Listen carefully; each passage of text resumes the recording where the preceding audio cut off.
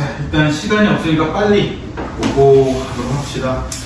네, 카톡으로도 안내 드렸던 것처럼요, 그냥 문학 개념어 전체적인 특강을 하는 거고, 이 문학 개념어는 언제 쓰이냐면요, 여러분들 그 표현상 특징 문제, 그러니까 모의고사에서 표현상 특징 문제를 푸실 때 나오는 거니까 꼭 알고 계셔야 되고, 그 다음에 수업 시간이 약 2시간 정도 걸릴 것 같습니다. 그러니까 보시면 시와 소설 나눠져 있는데 아마 1시간 한 10분에서 20분 정도가 시를 할 것 같고, 나머지 한 30분 정도가 소설일 것 같거든요. 그래서 아마 12시나 12시 조금 넘어서 12시 5분에서 10분 정도 마무리가 될 것 같고, 중간에 정말 11시 반이나 그러니까 다음 학원 수업이 12시 있지 않는 이상, 다음 학원 수업이 1시나 2시인 분들은 그래도 웬만하면 12시 10분 전에 끝내드릴 테니까 그때까지 다 듣고 가시고요.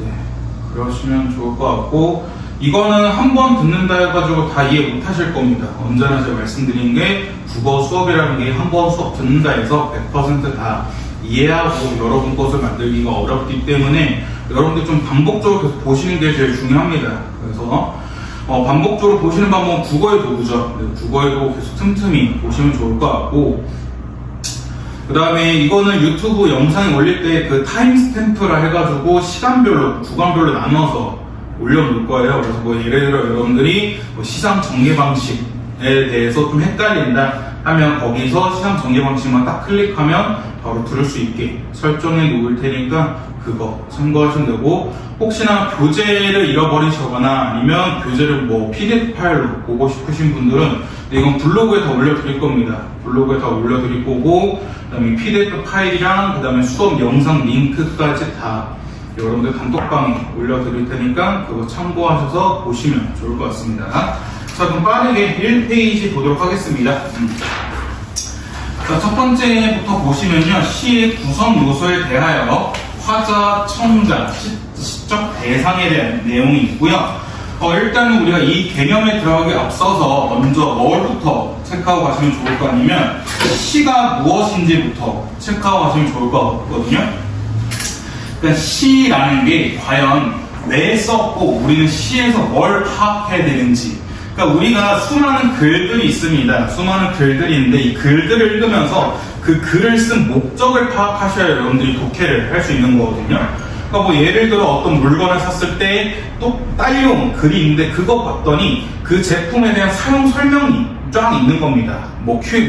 AS는 어떻게 맡겨야 되고, 그 다음에 고장난 시에는 또 어떻게 해야 되는지, 그 다음에 제품별로 버튼에 대한 설명이 있는 거면 우리는 거기서 이 제품의 기능과 이 제품에 대한 설명을 파악하기 위해서 그 사용 설명서가 있는 거고, 그 다음에 논설문이나 주장문 같은 거 읽으실 때는 이 사람이 과연 뭘 주장하고자 하는지 그걸 파악하시면서 글을 읽어야 되는 것처럼 시 역시도 똑같이 글이기 때문에 이 시를 읽으면서 여러분들이 어떤 걸 파악하셔야 되고 어떤 걸 좀 중점을 둬야 되는지를 먼저 기억해 두셔야 되는데, 우선은 먼저 말씀드린 시라는 거는요, 간단합니다. 시인이 자신의 감정과 정서를 효과적으로 전달하기 위함입니다. 그러니까 어떤 시인이 자신의 어떤 상황 속에서 어떤 감정을 느낀 겁니다. 감정을 느꼈을 때 그 감정은 자기만 알고 있기보다는 이걸 다른 사람들과 공유하고 싶은 거야. 다른 사람들과 이야기하고 싶은데, 근데 그걸 그냥 무작정 글로 산문식으로 쫙 쓰는 거는 좀 밋밋하고 재미가 없으니까 이걸 이제 조금 더 운율이랑 여러 가지 표현 방식을 섞어가지고 글을 만들어내는 게 바로 시라고 생각하시면 됩니다. 그래서 여러분들이 이 시를 읽으면서 가장 정말 기본적으로 판단하시면 되는 게 이 시인의 감정과 정서입니다.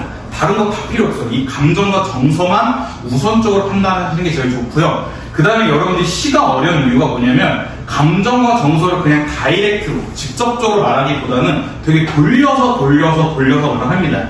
간접적으로 말을 하는데 그 간접적으로 말하는 방식이 바로 효과적으로 전달하는 거거든요.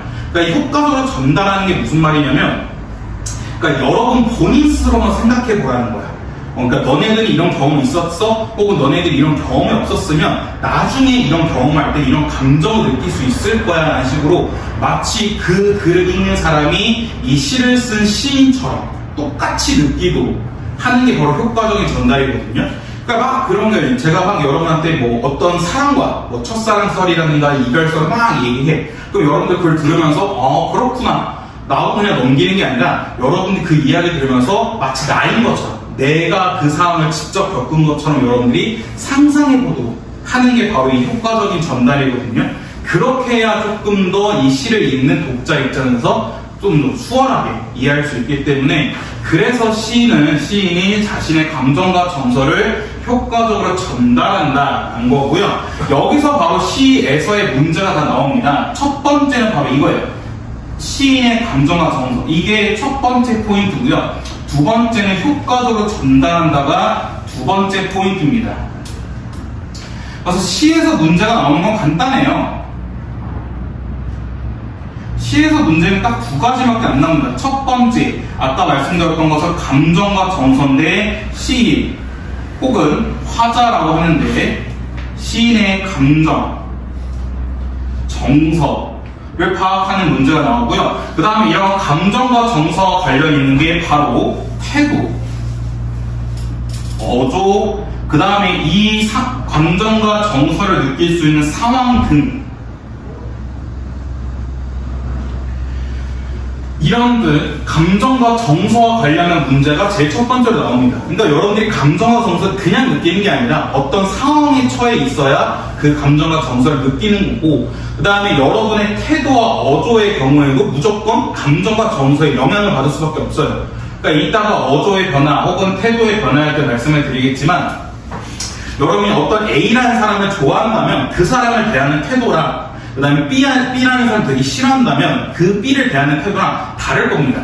A는 여러분들 좋아할 테니까 되게 착하게 좋은 태도를 보이겠지만 B는 여러분들이 되게 싫어하기 때문에 막대하거나 아니면 나쁘게 대할 테고요. 똑같이 말투 역시 똑같을 거예요. 근데 어조라는 게 말투인데 이 A라는 사람이 여러분들이 좋아한다면 태도 역시 되게 좋게 할 테고, 그는 더불어서 말투, 어조까지 되게 상냥하게 친절하게 할 테고, 근데 이 B라는 사람을 되게 싫어하시면 여러분들이 이 B를 대하는 태도 역시 되게 부정적일 테고, 더불어서 이 말투, 어조까지도 되게 안 좋게 나갈 겁니다. 그래서 이 감정, 정서, 태도, 어조, 상황 등 그냥 하나로 통 묶어가지고 감정과 정서라고 생각하시면 되고요. 두 번째, 효과적으로 전달한다는 게 무슨 말이냐면 얘네들을 이런 상황, 이런 감정과 정서 등을 표현하기 위한 표현 방식 문제가 나오는 겁니다.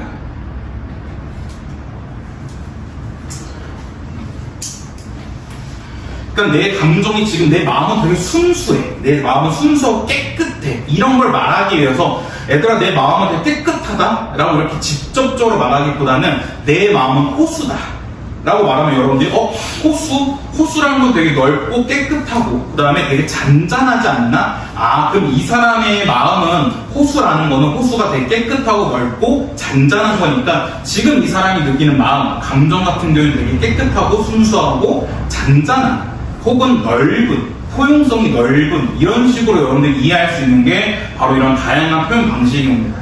그래서 시에서는 딱 이 두 문제밖에 안 나와요. 근데 이 두 문제를 어떻게 어렵게 내느냐, 어떻게 더 꼬아서 내리냐에 따라서 1학년 시험과 3학년 시험이 좀 나눠질 뿐이고, 그 다음에 3학년 시험 중에서도 수능 시험 중에서도 난이도가 나눠지는 게 이걸 얼마큼 꼬아서 내느냐 이기 때문에 여러분도 그냥 시는 너무 어렵게 생각하실 필요 없이 그냥 단순하게 감정과 정서 파악하고 얘를 표현하기 위한 표현 방식이 무엇이 쓰였는지 얘를 판단하시면 되는 겁니다. 오케이? 이 두 가지, 그래서 이 두 가지에 집중하셔서 우리는 빠르게 개념 수업 좀 볼 거고요. 일단은 수업에 들어가기 전에 미리 말씀드리면 여러분들이 준비하셔야 되니까 두 가지 정도만 준비해 주시면 되는데 없으면 괜찮고요. 형광펜이랑 그다음에 색깔펜 정도는 꺼내 주시기 바랍니다. 왜냐하면 일단 미리 말씀드리면 이거는 요약본이에요. 이미 이 책 자체가 요약본이거든요. 그러니까 지금 이 책 구성을 보시면 22페이지까지가 개념이고요. 23페이지부터 29페이지까지는 고전어휘입니다. 그래서 그러니까 너네들이 지금 3년 내내 알아야 되니까 수능이라는 시험을 위해서 너네들이 알아야 되는 개념을 그냥 딱 22페이지 안에 요약을 해놓은 거예요. 그러니까 여러분들이 여기서 더 요약해주세요 이러면 말이 안 되는 겁니다. 요약의 요약본을 달라는 건데 이것보다 더 요약할 수는 없어요. 이것보다 더 요약할 수 없기 때문에 딱 22페이지 개념만 알고 있으면 되고요. 그런 개념 중에서도 무조건 나오는 게 있어요. 그러니까 정말 시험에 모의고사 6월달, 9월달 수능 이 세 가지 시험 중에서 무조건 시험에 나오는 것들은 제가 형광펜 칠해라라고 말씀을 드릴 거예요. 그래서 그 형광펜으로 칠한 것만큼은 여러분들 반드시 알고 계셔야 됩니다. 오케이? 자, 그럼 들어가면 바로 처음부터 시적 화자입니다. 화자인데, 자, 차근차근 보시면 이 화는 말하다예요. 자는 사람이라는 뜻을 나타내는 겁니다. 그래서 그냥 단순하게 시적 화자라는 거는 시의 혹은 시에서 말하는 사람을 얘기하는 거고요. 그래서 여기서 계속 나오는 게 바로 위에 보시면 시인이 자신의 생각과 감정을 효과적으로 전달하기 위한 설정한 인물입니다. 그러니까 위에서 계속해서 말씀드린 게 시라는 거는 시인이 자신의 감정과 정서를 효과적으로 전달하기 위해서 이 시를 쓴 건데 그 중에 시적 화자는요, 이런 감정과 정서를 효과적으로 전달하기 위해서 대신, 그러니까 대변인이라 생각하시면 돼요.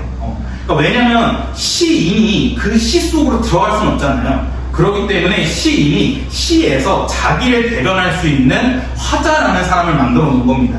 근데 이 화자라는 사람은 진짜 사람일 수도 있고요. 아니면 뭐 가짜, 그냥 인물이, 동물이나 뭐 아니면 사물 등을 사람처럼 의인화시켜서 표현한 그런 사람일 수도 있으니까 그거 체크하시면 되고요. 그래서 화자라는 거는 보통 문제에서 화자, 시적 자아, 서정적 자아라고도 볼 수 있고 이 시적 화자는 시인과 같을 수도 있고 다를 수도 있는 건데 다를 수도 있다는 건 그 말인 겁니다. 다를 수도 있다는 거는 이 화자가 동물이나 사물을 의인화시켜서 그렇게 만든 거기 때문에 그 점 체크해 주시면 좋을 것 같고 자, 그 다음에 표면적 화자와 이면적 화자가 있습니다. 아마 여러분들 모의고사 몇 번 푸셨으면 표면적으로 드러나는 화자 혹은 겉으로 드러나 있는 화자를 몇 번 선지에서 보셨을 텐데 그냥 말 그대로 시에서 겉으로 드러나 있는 겁니다. 그냥 대놓고 나 화자야 라고 말하고 있는 게 표면적 화자거든요. 그럼 얘는 어떻게 판단할 수 있느냐? 형광펜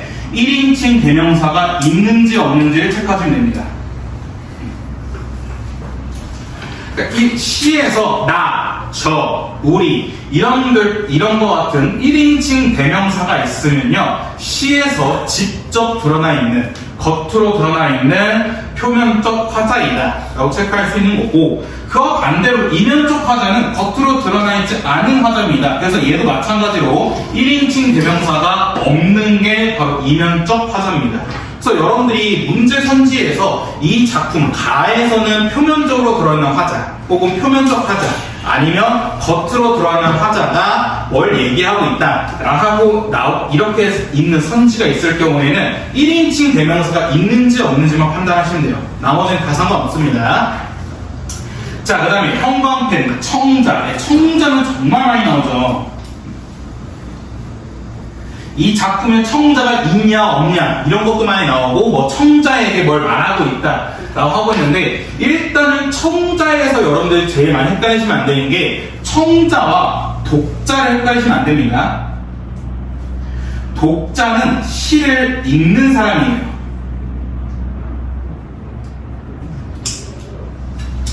그렇기 때문에 여러분들은 청자가 아니고 독자입니다. 그러니까 여러분들 가끔씩 이런 질문하는 경우가 있어요. 뭐 청자가 시에서 듣는 사람이니까 나 자신 아니냐 라고 이렇게 헷갈리신 분들이 있는데 전혀 아니고요. 청자는 시에서 듣는 사람. 왜냐하면 말하는 사람 화자가 있을 테니까 당연히 말하는 걸 듣는 청자도 있겠죠. 그렇기 때문에 청자는 시에서 듣는 사람을 얘기하고요. 밑에 이 두 가지의 방법 형광펜 다 칠하세요. 2인칭 대명사 혹은 말을 건네는 방식 이거 다 무조건 알고 계셔야 됩니다.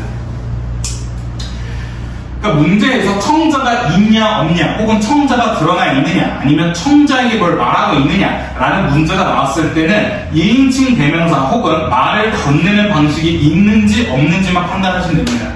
그러니까 이게 여러분들 뭐 예를 들어 그랬어요. 너는 어디인지 모르겠다. 당신이 너무 보고 싶습니다. 이런 식으로 2인칭 대명사가 있으면 이 작품에 청자가 있는 겁니다. 그러니까 여러분들이 생각하기 청자니까 듣는 사람이 있어야 되는데 그러면 화자랑 청자랑 직접 대화를 해야 되지 않나? 이런 경우도 있겠지만 화자 혼자서 독백처럼 말하는 경우가 있는데 그 독백처럼 말할 때 이 시에서 듣는 사람, 2인칭 대명사가 있는 경우가 있거든요. 그렇기 때문에 청자가 있는지 없는지는 2인칭 대명사 혹은 말을 건네는 방식을 생각하시면 되고요. 자, 그 다음에 시적 대상입니다. 자, 여러분들이 종종 문제를 푸실 때 시적 대상이 뭔지 모르겠다라고 하는 경우가 있는데 시적 대상은 간단합니다. 밑에 써있는 것처럼 시에서 시적 화자를 제외한 모든 것을 다 시적 대상이라고 합니다. 그러니까 간단한 거예요. 그러니까 시에서 화자가 있을 때고 청자가 있을 때고 여러 가지 물건들이 막 나올 텐데 다 상관없습니다. 그냥 화자 빼고 모든 게 다 시에서 말하는 시적 대상인 겁니다. 오케이? 뭐 간단하고요. 가끔씩 이런 문제가 나오는데 화자가 대상에 대하여 긍정적인 태도 혹은 긍정적인 정서라고 볼 수 있는데 긍정적인 태도, 정서를 보인다면 시적 화자와 시적 대상의 심리적 거리가 가깝고요. 반대로 부정적인 정서, 부정적인 태도를 보인다면 심리적 거리가 멀습니다. 그러니까 이게 무슨 말이냐면 심리적 거리가 가깝다, 멀다라는 의미가 뭐냐면 속마음을 말할 수 있느냐 없느냐입니다. 그러니까 거리가 가까우면 속마음을 알 수 있는 거고요. 거리가 멀으면 속마음을 모릅니다. 그러니까 여러분들 친구 사이 생각하시면 돼요. 친구 사이에서 여러분들 친한 친구한테는 뭐 이 친구한테 내 속마음, 내 고민을 다 털어놔. 그 이유가 그 친구랑 여러분들이 심리적 거리감이 가까워서 그래요. 근데 여러분이 그 친구와 심리적 거리가 가까운 이유가 뭐냐면 그 친구에게 긍정적인 정서, 긍정적인 태도를 보이고 있기 때문에 심리적 거리가 가까운 거고 반면에 여러분들 되게 싫어하는 친구가 있어. 그 싫어하는 친구한테 여러분들이 고민이나 속마음을 얘기하지 않잖아요. 그 이유가 그 친구랑은 심리적 거리가 멀어서 그래. 거리가 멀어서 그러는데 심리적 거리가 먼 이유는 여러분들이 그 친구를 좀 싫어하거나 부정적인 감성, 부정적인 태도 이런 것들을 보이고 있기 때문에 심리적 거리가 먼 겁니다. 오케이? 그래서 여기까지가 화자, 청자, 시적 대상의 정말 시의 구구소, 9번 기본 요소에 대해서 얘기를 했고요. 자, 그 다음 페이지 2페이지로 가시면 이제 우리가 시에서 판단해야 되는 시의 화자의 정서와 태도, 어조가 다 나와 있는데 일단 위에서 이거 말씀드리면 정서, 태도, 어조는 그냥 한 가지라 생각하세요.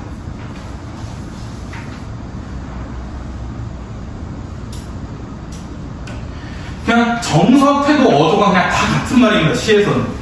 왜냐 아까도 말씀드렸던 것처럼 여러분들이 어떤 사람에 대해서 긍정적인 정서를 갖고 있으면 그 사람에게 좋은 태도를 보여주는 거고 그래서 그런 좋은 태도를 갖고 있다면 그 사람에게 말하는 어조 역시 말투 역시 되게 상냥할 테니까 이 정서, 태도, 어조는 그냥 다 같은 말이라 생각하시면 됩니다. 오케이? 자, 그래서 시적 화자의 정서가 나와 있고요. 그냥 긍정적 정서와 부정적 정서 이렇게 두 가지가 있는데 긍정적 정서와 부정적 정서의 예시 한번 쭉 보시면요. 기쁨부터 해서 경외감이 있는데 자, 여러분들 헷갈리시면 안 되는 경외감 꼭 체크해 주세요. 이거는 제가 정말 1학년 때부터 엄청나게 많이 강조한 거였는데 경외감이란 감정은 뭐냐면요. 존경 혹은 공경 플러스 두려움입니다. 이 두려움이란 말이 뭐냐면 감히 다가가기가 어려운 겁니다.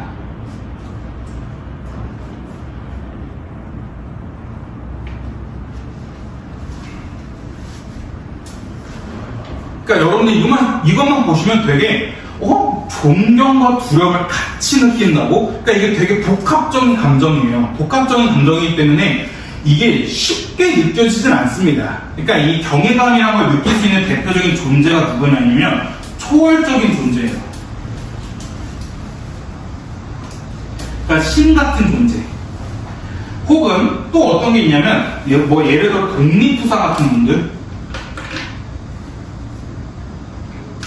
이런 분들에게 우리가 감정을 느끼는 게 바로 경외감입니다. 그러니까 왜 그러냐면 일단 첫 번째, 초월적 존재, 신이란 존재한테 우리가 왜 경외감을 느끼냐면 신은 전지전능합니다. 모든 걸 다 알고 모든 걸 행할 수가 있어요. 그래서 와, 저 사람은 정말 대단해. 그러니까 저 존재는 정말 대단해 하면서도 두려운 거예요. 왜? 내가 나쁜 짓을 하면 저 사람이 다 알아가지고 나한테 벌을 줄 수 있기 때문에 한편으로 두려움이 있는 거예요. 그 다음에 우리 독립투사분들 보시면 되게 존경스럽잖아요. 근데 너네 한번 생각해봐. 너네가 일제강점기로 돌아간다면 독립투사 분들처럼 열심히 독립운동 할 수 있겠느냐? 라는 질문 받으면 너네 쉽지 않을 것 같은데요? 이런 말이 나올 거 아니야. 그러니까 우리는 독립투사 분들에게 엄청난 존경심, 공경심을 갖고 있는데 한편으로는 두려움이라기보다는 감히 다가가기 어려운 거야. 감히 내가 범접할 수 없는 정말 대단한 분이기 때문에 우리 독립투사 분들에게 경외감이라는 감정을 느끼는 겁니다. 그러니까 나 따위가 감히 독립투사 분에게 이렇게 말을 걸어도 되나? 감히 나 따위가 독립투사와 비교하는 게 말이 되나? 이런 식으로 독립투사 분들은 정말 대단하신, 존경할 만한 분들인데 두려움이기보다는 내가 감히 다가가기 어려운 그런 존재들을 바로 경외감이라 합니다. 오케이? 그러니까 여러분들이 시에서 경외감 느끼기가 되게 어려워요. 왜냐면 경외감이라는 존재를 느끼기가 너무 어려운 게 독립투사 분들에게 경외감을 느낄 수 있지만 독립투사 분들은 본인들이 막 시 저항하는 시를 썼단 말이야. 그러니까 독립투사가 독립투사를 되게 존경하고 경외하는 감정이라는 그런 시를 많이 안 썼어요. 그렇기 때문에 여러분들이 문제에서 시에서 경외감을 느끼고 있다 하면 웬만하면 답이 아닙니다. 그러니까 아예 답은 아니고요. 아예 답이 아니라고 말 못하고 한 10%? 그러니까 정말 안 나와요, 경외감. 그러니까 경외감은 나오기가 너무 힘듭니다. 그럴 때 여러분들 만약에 모의고사나 수능 같은 거 푸시면서 경외감이라는 감정이 나와 있다 그러면 일단 의심부터 해야 돼. 얘는 적절하지 않은 확률이 너무 커요. 경외감은 감히 느끼기가 어려워요, 우리가. 오케이? 근데 왜 제가 이렇게까지 강조하냐면 여러분들이 경외감이라는 그 단어 자체가 뭔가 있어 보여서 그냥 답으로 체크해. 적절한 걸 체크하면 경외감이 뭐였지? 좀 단어가 있어 보이네? 그래서 그냥 아무 생각 없이 그냥 체크해버리는데 경외감이라는 감정은 느끼기가 좀 어렵습니다. 오케이? 그 다음에 부정적 정서는 이런 것들이 있고요. 자, 그 다음에 바로 태도로 가시면 시적화자의 태도는 시적화자의 정서와 관련이 크고요. 그래서 태도의 변화가 바로 정서의 변화이고, 그래서 형광펜 태도의 변화가 정서의 변화이다. 이거 꼭 체크해 주시고. 몇 가지 주요 시적화자의 태도를 볼 텐데, 일단 첫 번째 예찬적 태도입니다. 예찬적 태도는 무엇이 훌륭하거나 좋거나 아름답다고 찬양하는 태도인데, 조심하셔야 되는 게 예찬적 태도가 무조건 믿는 것은 아닙니다. 이거 조심하셔야 돼요. 그러니까 무조건 맹신하는 것도 아니에요. 그러니까 이게 무슨 말이냐면 너네들이랑 나랑 이렇게 수업을 하면서 1년 동안 내가 막 수업을 해서 너네가 결국 수능 때 1등급이 나왔어. 국어 1등급. 그럼 너네들이 날 예찬할 거야. 역시 수능국어 혹은 동국국어는 사수능이라고 그냥 예찬하는데 내가 거기다 대고 너네들 뭐라면 얘들아 너네 나 예찬하지? 네 동국고 국어 수능국어는 사수능이죠? 그래서 막 너네들이 날 예찬했어. 근데 내가 거기다 대고 갑자기 그럼 너네 내 말 믿을 수 있지? 네 믿을 수 있어요. 뭔데요? 그래서 사실 지구는 평평해 라고 얘기해봐. 그럼 너네 그걸 다 무조건 믿는 건 아니잖아. 내가 갑자기 얘들아 사실 지구는 평평해. 그럼 너네 안 믿으면 야, 왜 안 믿어? 너네 나 예찬한다면서 하면서 막 내가 뭐라 해도 너네 이건 믿지 않을 거 아니야. 그러니까 예찬적 태도라는 게 막 좋다고 찬양하는 건 맞긴 한데 무조건 믿는 것은 또 아니고요. 그다음 형광펜, 의지적 태도. 정말 의지적 태도 많이 모르신 분들 많는데 그러니까 딱 현재 4등급에서 5등급 그 이하 나오는 친구들은 이 의지적 태도를 꼭 모릅니다. 의지적 태도가 뭐지? 그러니까 의지적이란 말은 들어봤는데 얘가 어려운 단어는 아닌데 내가 너네한테 의지적 태도가 뭐야? 라고 말하면 여러분 대답을 못하는 경우가 많은데 간단합니다. 형광펜 무엇이든지 어떤 행동을 하고자 한다면 다 의지적 태도입니다. 간단해요. 그냥 어떤 행동, 액션이 드러나 있으면 다 의지적 태도야. 그러니까 여러분들이 그래서 가장 많이 헷갈려하고 오해하는 게 뭐냐면 이별과 관련된 시에서 의지적 태도 없다 생각하는 경우가 있어요. 근데 그건 절대 아니고요. 이별과 관련된 시에서 당신 너무 보고 싶습니다. 난 어떡하죠? 당신 없이 살 수 있을까요? 이렇게 말하면 화자의 액션이 없어.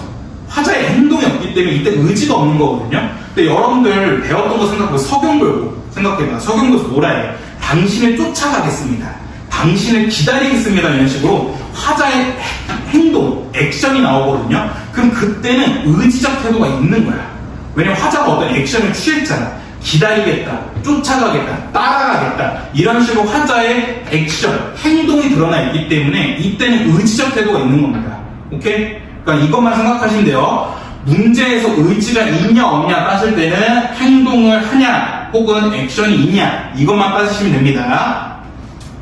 자, 그 다음에 3번 수능적 태도라는 거는 적응하여 익숙해져서 따르는 태도인데 얘는 긍정과 부정이 둘 다 관련이 있는데요. 긍정적 정서는 운명에 순응하여 자신의 길을 나아갈 때는 긍정적 정서고요. 반대로 부정적 정서 때는 억압과 차별 등에 그냥 순응하는 겁니다. 그러니까 저항하지 않는 겁니다. 그래서 이거 하나씩 체크해 주시면 될 것 같고, 그 밑에 낙관적 태도부터 회고적 태도가 있는데 이거 한 번씩 체크해 주시고요. 네, 이거에는 자세한 내용은 국어의 도구에 다 있습니다. 국어의 도구에 다 자세하게 써 있으니까 혹시나 여러분이 낙관적 태도부터 회고적 태도까지 보시는데 모르거나 헷갈리는 태도가 있으면 국어의 도구 한 번씩 보시면 돼요. 자, 그 다음에 3페이지 시적 화자의 어조, 말투입니다. 네, 형광펜. 얘 시험에 무조건 나오는 겁니다. 얘가 안 나오는 경우가 없습니다. 무조건 시는 어조 혹은 말투와 관련된 게 꼭 나오니까 반드시 알고 계셔야 되고요. 얘도 형광펜 토치하면 어조, 말투의 변화는 태도의 변화와 관련이 있고 정서의 변화와 관련이 있습니다. 이거 체크해 주시면 되고요. 주요 화자의 어조, 태도를 보시면 제 첫 번째 염탄적 어조입니다. 염탄적 어조는 너무나도 많이 강조했습니다. 너무나 많이 강조했는데 감정을 강하게 드러내는 건데 그 밑에 형광펜, 느낌표, 감탄사, 감탄형 어미 얘네들이 있으면 염탄적 어조입니다. 오케이? 그래서 이따가 고전 문학 할 때 말씀드리겠지만 고전 문학에서 웬만하면 염탄적 어조가 있어요. 왜 너네 고전 문학 생각해봐. 고전 문학 생각하면 뭐뭐나 혹은 뭐뭐가 혹은 뭐뭐구나 혹은 뭐뭐아 이런 식으로 끝난단 말이야. 그런 것들이 다 감탄형 어미들이야. 그렇기 때문에 고전 문학에서 특히 고전 시가에서는 웬만하면 염탄적 어조를 많이 썼습니다. 그때 이건 뒤에 고전 문학에 다시 한번 말씀드릴게요. 자, 그 다음에 독백체와 대화체가 있는데 독백체는 말 그대로 청자가 없이 혼자 말하는 거를 독백체를 하고요. 대화체는 청자가 있는 거를 대화체라고 합니다. 근데 얘는 조금 더 디테일하면 독백의 대화체와 대화체 이렇게 두 가지가 남아 있는데 이 독백의 대화체 같은 경우에는요 청자가 있긴 합니다. 근데 실제로 그 청자랑 대화하진 않습니다. 오케이? 근데 반면에 대화체는 똑같이 청자는 있지만 얘는 실제로 대화를 해요. 그래서 여러분들이 아는 대화체의 대표적인 예시가 뭐냐면 정철의 송민국. 송민국 보면 여인 1과 여인 2가 실제로 대화를 나눠요. 얘네들. 오케이? 그래서 송민국처럼 여인 1과 여인 2가 실제로 대화를 나누는 게 찐 대화체고요. 그렇지 않고 그냥 실제로 대화하진 않고 청자가 있는 상황에서 화자 혼자서 계속 독백말처럼 얘기하는 게 독백의 대화체라고 생각하시면 됩니다. 오케이? 여기까지 괜찮나요?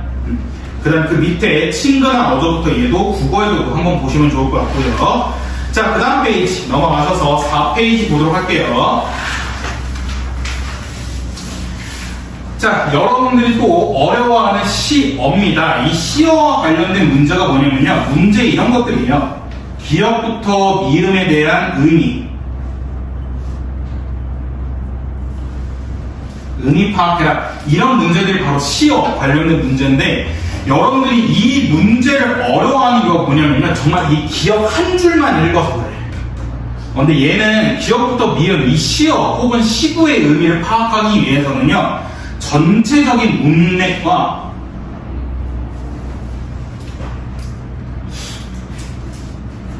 보기를 활용하셔야 됩니다.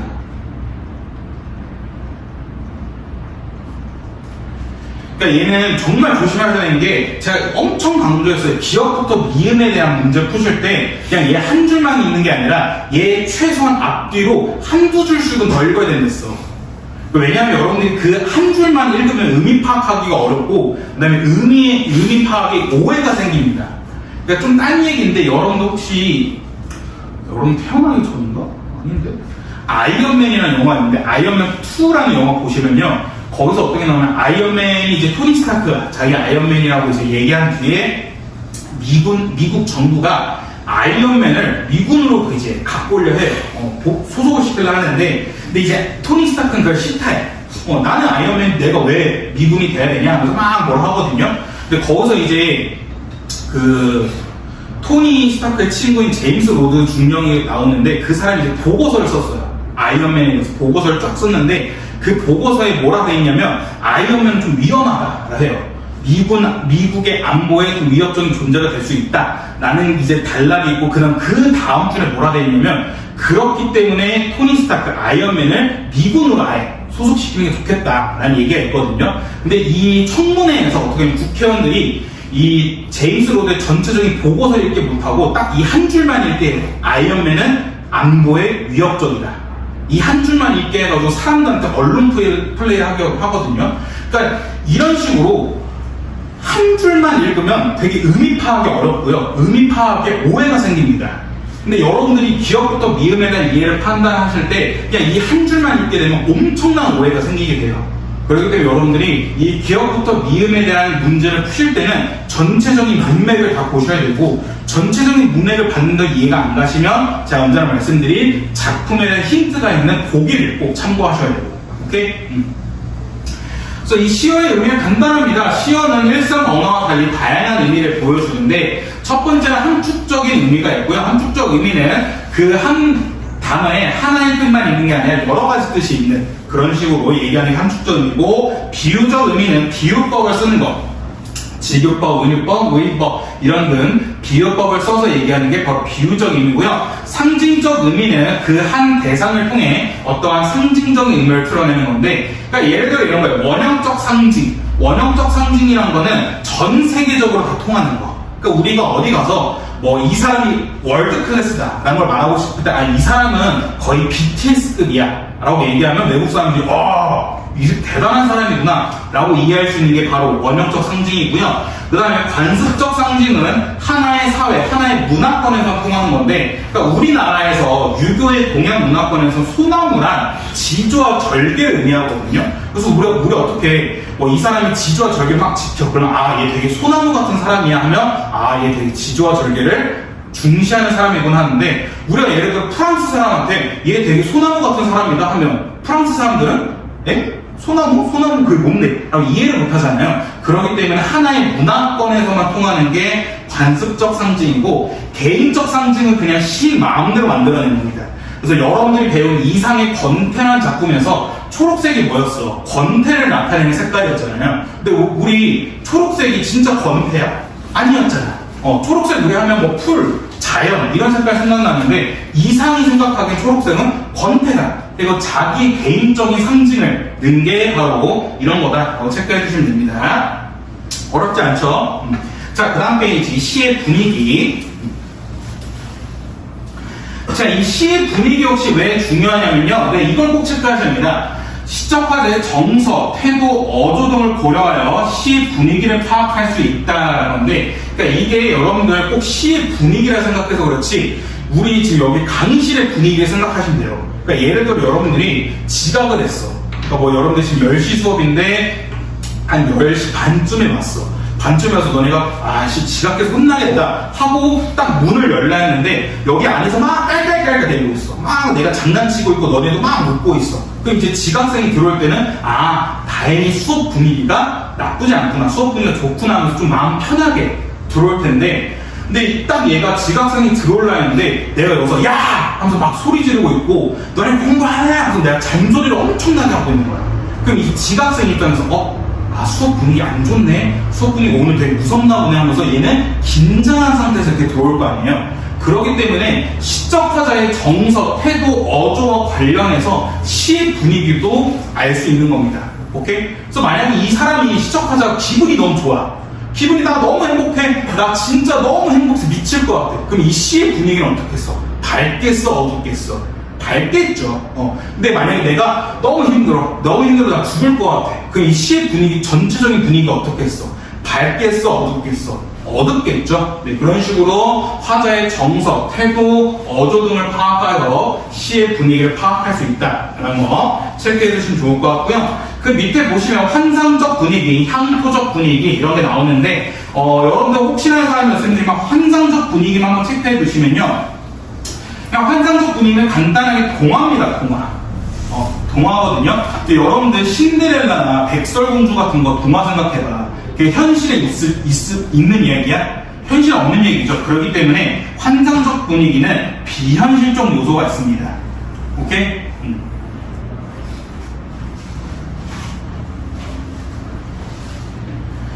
자, 그 다음에 시의 이미지, 심상이라는 것도 있는데요. 얘도 뭐냐면요. 감정과 분위기 등 효과적으로 잘 보여주는 게 바로 시의 이미지, 시의 심상인 겁니다. 그래서 여러분들이 도대체 이 시에는 왜 이렇게 수많은 이미지, 수많은 심상 등이 있는 거지? 감정과 분위기를 드러내기 위해서인 거예요.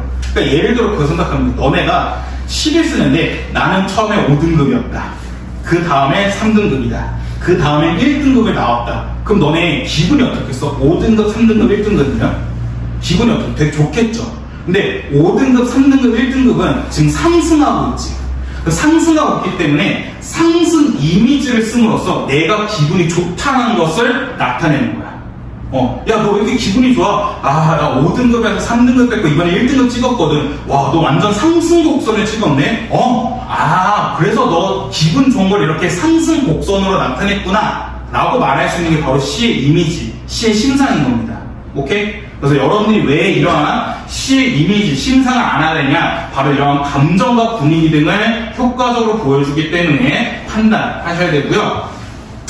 좀 대표적인 게 바로 감각적 이미지입니다. 감각적 이미지는 인간의 오감을 통한 느낄 수 있는 건데 시각부터 촉각 이거 한 번씩 체크해 주시면 좋을 것 같고 그 다음에 여러분들이 은근 어려워하는 게 바로 공감학적 이미지인데 미리 말씀드리면 공감학적 이미지 중요하긴 중요합니다. 근데 수능에는 잘 안 나와요.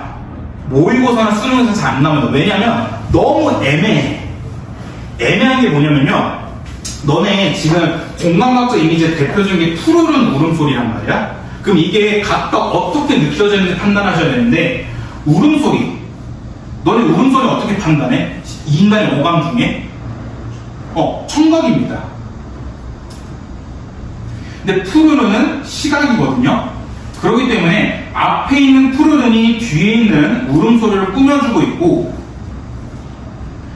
그 다음에 귀로 들어야 되는 울음소리가 마치 눈에 보이는 것처럼 푸르른이라고 시각적 이미지처럼 나타냈습니다. 그렇기 때문에 청각의 시각화 볼 수 있는데 얘가 왜 수능과 모의고사 잘 안 나오냐면 울음소리 꼭 반드시 귀로 들어야 돼. 눈으로 볼 수 있잖아. 왜냐면 내가 하면서 울어. 우는 걸 우리가 눈으로 볼 수 있잖아. 그렇기 때문에 푸르른 울음소리 그냥 어찌 보면 그냥 하나의 시각적 이미지처럼 볼 수 있어요. 그러니까 이것처럼 되게 이 감각적 이미지가 몹시 주관적이기 때문에 그래서 공감각적 이미지는 수능이랑 모의고사 잘 안 나오고요. 이게 나오는 거는 딱 하나, 내신밖에 없습니다.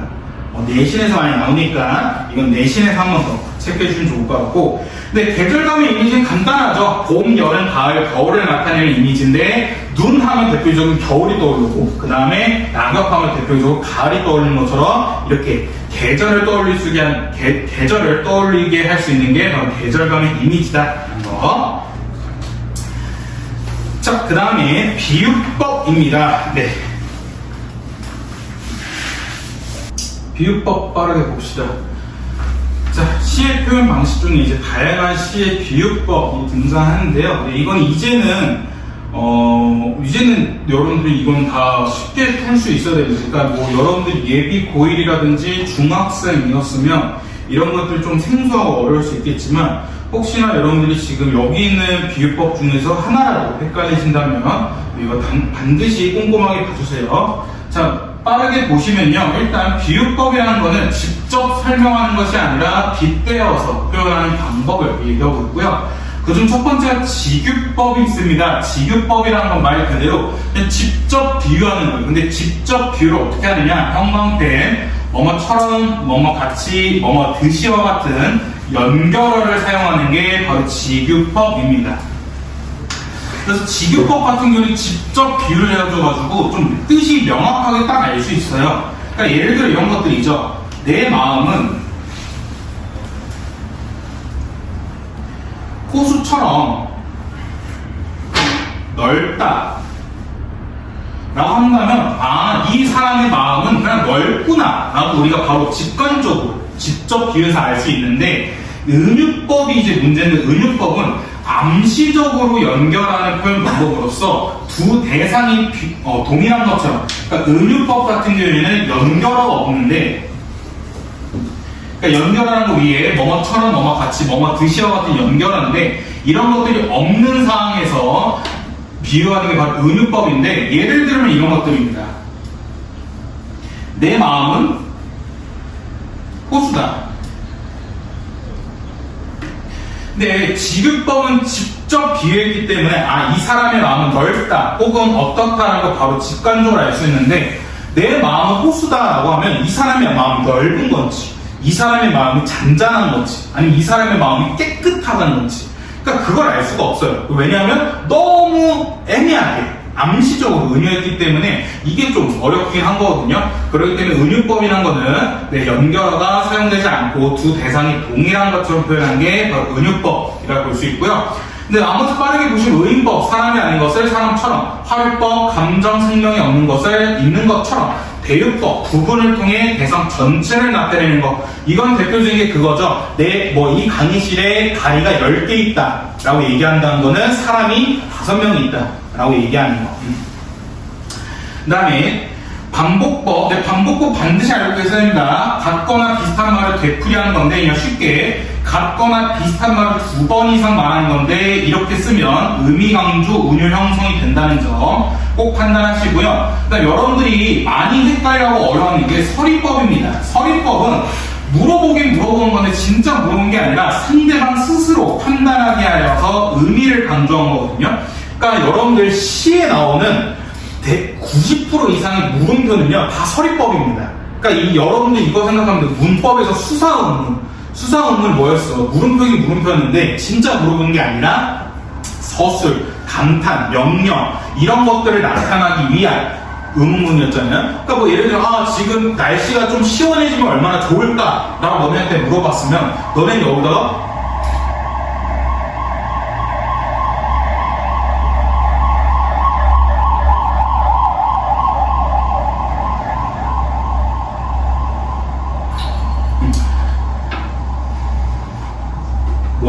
서리법.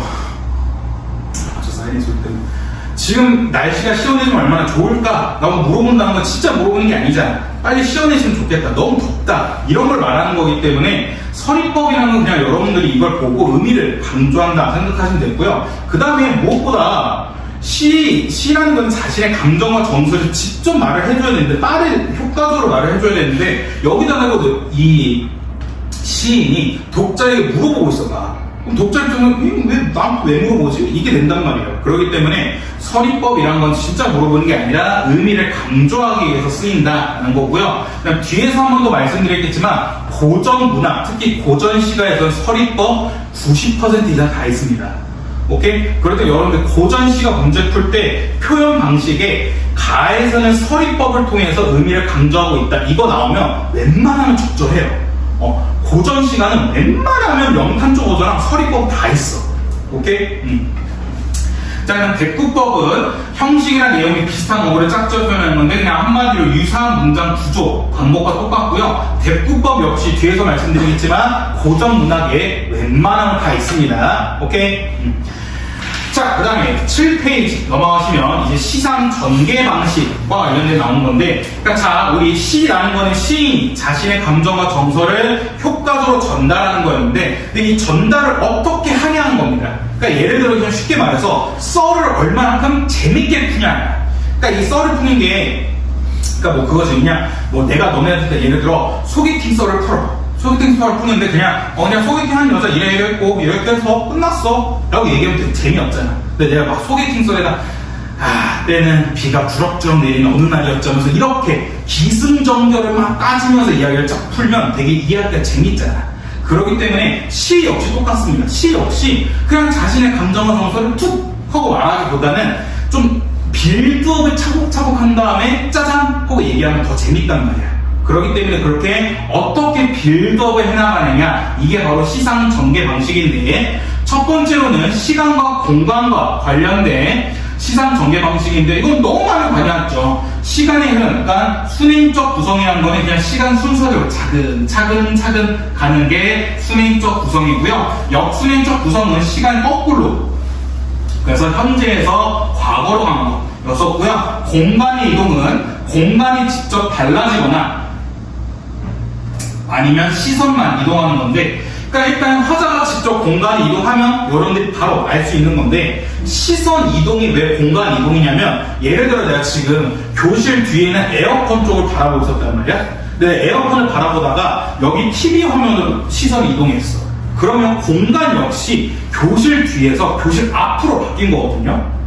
그렇기 때문에 화자의 시선이 이렇게 이동하는 거 역시 이쪽에서 여기로 시선 이동 혹은 공간이 이동된 겁니다. 오케이? 그래서 이거 체크해주고, 자, 그다음에 선경후정은 공간 이동과 관련이 있는데, 선경후정, 먼저 선, 뭐가 먼저냐? 경치를 먼저 말하고 뒤에 정서를 말하는 게 바로 선경후정입니다. 그래서 얘 같은 경우에는 이게 중요합니다. 형광펜. 화자의 시선이 외부에서 내면으로 이동하는 시상 전개 방식이다라는 거. 그러니까 선경후정은 경치를 말하고 감정을 말한다, 이런 식으로 쉽게 안 나와요. 화자의 시선이 외부에서 내부로 이동하였다, 이런 식으로 어렵게 돌려서 말하지 이렇게 쉽게 말하지 않습니다. 왜냐하면 경치는 저 멀리 있잖아. 근데 우리 감정은 어디서 말해? 내 마음과 관련된, 내 몸과 제일 가까운 데서 말한단 말이야. 그렇기 때문에 내 시선이 저기 멀리 있는 바다를 보다가 바다 멋있다, 바다 시원하다, 바다 보니까 내 마음이 뻥 뚫릴 것 같다 라고 얘기한 거는, 바다를 보다가 시선이 쭉 이동해서 내 마음으로 이동한 거야. 내 내면으로 이동해서 내 마음이 뻥 뚫릴 것 같다 라고 말하는 거기 때문에, 선경후정은 외부에서 내부로 혹은 내면으로 이동하는 시상 전개 방식이다 라고 체크할 수 있고요. 수미상관은 수는 머리, 미는 꼬리를 얘기하는데, 시의 처음과 끝부분이 같거나 유사한 거를 수미상관이라고, 유사한 문장 구조 방법은 대꾸법 생각하시면 되고요. 시상의 집약력 역시 너무 많이 말했죠. 그러니까 이 시상의 집약이 시상의 집약이라는 게 뭐냐면, 시를 끝낼 때 문장으로 끝내기보다는 딱 명사로 끝내는 거야. 그러니까 내가 아까 이따 12시에 수업 끝낼 때, 자, 여러분 오늘 고생 많으셨습니다, 안녕 라고 얘기하기보다는 오늘 수업 끝! 이라고 말하면 끝이라는 단어에 쫙 집중이 되잖아. 그렇기 때문에 이런 시상의 집약이라는 거는 명사로 마무리해서 강렬하게 인상을 남기는 게 시상의 집약이고요. 그 다음 페이지 8페이지 보시면 시상의 전환이 있습니다. 시상의 전환이라는 건 감정이 바뀌는 거예요. 근데 우리 아까 여러분들 3페이지인가 보시면 감정은 두 종류였어요. 긍정이냐 부정이냐. 그렇기 때문에 시에서 시상이 바뀌었다는 거는 긍정에서 부정, 부정에서 긍정 된 것밖에 없습니다. 오케이? 근데 그런 것들을 나타내는 게 대표적인 어조의 변화, 태도의 변화를 볼 수 있는데, 제일 간단하게 확인할 수 있는 건 이런 거였죠. 그러나, 그런데, 하지만, 이런 것들. 이런 것들이 대표적인 시상의 전환을 나타내는 표시였다는 점. 오케이? 괜찮나요? 자, 그 다음에 이제 시는 거의 다 끝났습니다. 9페이지. 그 외에 다양한 시의 표현 방식이 여러 가지가 있는데, 자, 그 중에 제일 중요한 거 객관적 상관물 꼭 기억해 두시라 했었죠. 객관적 상관물이라는 화자의 감정을 환기하는 건데, 자, 여러분들 헷갈리시면 안 되는 게 감정이입, 대조, 네 개체였습니다. 감정이입이라는 건 화자와 대상의 감정이 똑같은 거야. 비슷한 거야. 그러니까 이게 무슨 말이냐면 제가 여자친구랑 헤어지고 나서 좀 괜찮아서 한동안 뭐 이별에 대한 그런 슬픔이 전혀 없었는데 내가 일하느라 막 바빴는데 그러다가 스타벅스를 갔는데 스타벅스 옆 테이블에서 막 어떤 커플이 싸우는 거야. 싸우다가 여자가 우리 헤어져 하고 남자 땀을 쫙 때리고 갔어. 그러고 그 남겨진 혼자 남는 남자가 막 울어. 그럼 나 그 남자를 보면서 갑자기 나도 떠올리는 거야. 저 새끼도 헤어졌네? 나도 헤어졌는데 하면서 나도 갑자기 이별의 슬픔을 쫙 겪는 게 감정이입인 거야. 오케이? 그러고 나서 또 대조는 똑같은 상황에서 옆 테이블을 봤더니 옆 테이블에서 엄청 알콩달콩 거야. 여자랑 남자가 이거 먹고 이거 먹고 알콩달콩 놀고 있어. 그럼 그걸 보면서 나도 저랬던 적이 있었는데 나도 저랬었는데 난 지금 헤어져서 혼자 케이크를 먹네? 이런 것처럼 나와 반대되는 대상을 보면서 이별의 슬픔을 또 겪는 감정을 느끼는 게 대조. 네 개체는 내가 뭐 기억하겠어? 짜파게티. 내가 일요일 아침마다 여자친구랑 짜파게티를 끓여 먹었는데 여자친구 헤어지고 나서 부엌 선반에 가서 부엌 선반에 딱 열었더니 선반에서 짜파게티가 뚝 떨어져. 그럼 난 그 짜파게티를 보고 내가 여자친구랑 맨날 일요일 아침마다 이 짜파게티를 끓여 먹었는데 지금은 내가 여자친구랑 헤어져서 이 짜파게티 혼자 끓여 먹네 하면서 이별의 슬픔 다시 한번 겪는 게 내겠지. 오케이? 음성상징은 쉽죠. 소리 흉내내는 거랑 움직임 흉내내는 거, 색채와 색깔 나타내는 거, 후렴구의 사용, 시절의 끝에 후렴구 사용하는 건데 이 후렴구를 사용하는 게 대표적인 고려 가요 작품이 있고요. 그 다음에 현대시에서는 정지용 시인이 후렴구를 많이 사용했습니다. 정지용의 향수, 그것이 차마 꾸며낸 이칠리야 이런 식으로 후렴구를 사용해서 하는 거였고요. 울림소리 사용은 여러분들 문법, 의문에 변동할 때 배우셨겠지만 울림소리라는 거는 이제 성대로 울리는 소리인데 밝고 경쾌한 소리를 내거든요. 그렇기 때문에 이렇게 울림소리를 사용하면 밝고 경쾌한 느낌을 준다. 그다음 시적 포용이라는 거는 띄어쓰기, 문법에 안 맞습니다. 안 맞는 건데 시의 느낌, 시의 감상, 시의 어떤 효과를 위해서 일부러 허락해 준 거야.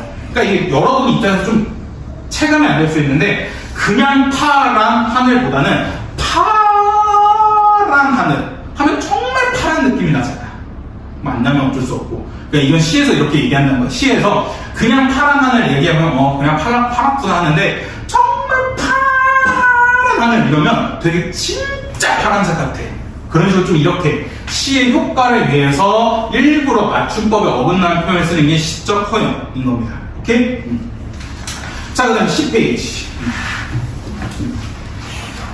행간 걸침입니다. 행간 걸침은 한 행을 의도적으로 두 행에 걸치려 표현한 건데 이거는 긴장감을 줄 수 있거든요. 자, 여러분들 그냥 행간 걸침은 긴장감, 얘 세트로 알고 계세요. 행간 걸침은 긴장감, 얘는 하나 세트인데 행간 걸침이 왜 긴장감을 줄 수 있냐면 예를 들어 그거야. 나는 밉다. 네가.